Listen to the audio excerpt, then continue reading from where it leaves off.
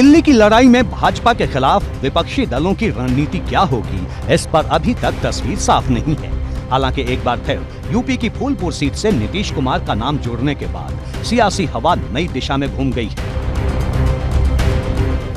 दरअसल जेडीयू की तरफ से एक बार फिर इस बात को उछाला गया है कि अगर नीतीश कुमार फूलपुर सीट से लोकसभा का चुनाव लड़ते हैं तो ये पार्टी के लिए सौभाग्य की बात होगी। जहां तक चुनाव लड़ने की बात है, ये प्रस्ताव बहुत लोगों की तरफ से आया है, लेकिन इसके लिए अखिलेश यादव जी और समाजवादी पार्टी, वो बड़ी पार्टियां हैं और उनका वहाँ पर प्रभाव ज़्यादा है।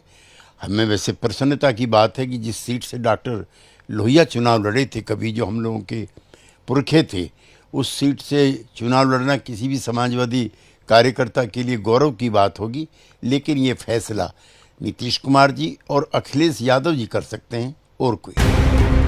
यानी जेडीयू ने यूपी प्लस बिहार वाली सियासत को लेकर तस्वीर कुछ हद तक साफ कर दी है। अब गेंद समाजवादी पार्टी के पाले में है कि वो इस मामले में क्या कुछ कहेगी, और नीतीश कुमार का नाम अगर यूपी से जोड़ रहा है तो इसके पीछे कुछ बड़े संकेत भी हैं। सवाल ये है कि क्या नीतीश कुमार पीएम मोदी को टक्कर देने के लिए विपक्ष का चेहरा बनना चाहते हैं? अगर वो ऐसा नहीं चाहते तो फिर बिहार से निकलकर यूपी से चुनाव लड़ने की चर्चा का क्या मतलब है?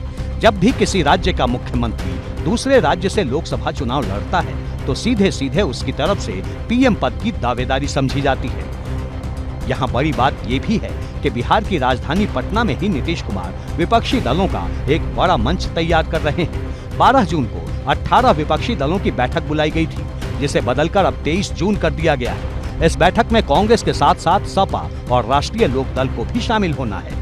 हालांकि जेडीयू की तरफ से बार बार ये सफाई दी जाती है कि नीतीश कुमार सिर्फ विपक्ष को एकजुट करने की कोशिश में लगे हैं। 12 जून को पटना में मीटिंग रखी गई थी, लेकिन कांग्रेस पार्टी और द्रमुक के नेताओं की, जो बड़े नेता हैं, उनकी उपस्थिति संभव नहीं हो पा रही थी। लिहाजा उसको मीटिंग को कुछ दिन के लिए टाल दिया है। संभवतः 23 तारीख के आसपास अब ये मीटिंग होगी, और जिसमें पार्टी के अध्यक्ष ही शामिल होंगे ताकि किसी फैसला को नतीजे पर पहुंचा जा सके। कोई फर्क नहीं पड़ेगा कि कोई भी गठबंधन कर ले, क्योंकि 14 से लेकर 22 तक 4 चुनाव प्रदेश की और देश की जनता देख चुकी है। कई गठबंधन हुए, कोई गठबंधन सफल नहीं हुआ। समाजवादी पार्टी ने कांग्रेस से गठबंधन करके देख लिया है, समाजवादी पार्टी ने बसपा से गठबंधन करके देख लिया है, और 2022 में कई छोटे दलों से भी गठबंधन करके देख लिया है।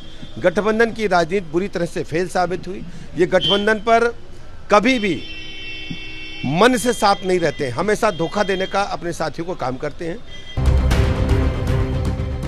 नीतीश कुमार ने हाल के दिनों में कई राज्यों के गैर एनडीए दलों से मुलाकात की थी। बारी बारी से उन्हें पटना की बैठक में शामिल होने का न्योता दिया था, और कई दलों ने उनके न्योते पर सहमति भी जता दी। लेकिन यहाँ सवाल नीतीश कुमार की भविष्य वाली रणनीति को लेकर है, क्योंकि अगर वो फूलपुर से चुनाव लड़ेंगे तो कई मुद्दों पर एक साथ बात होगी।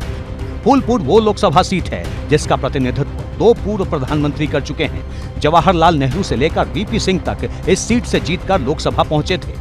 हालांकि जेडीयू की नजर इस सीट पर जातीय समीकरण की वजह से है।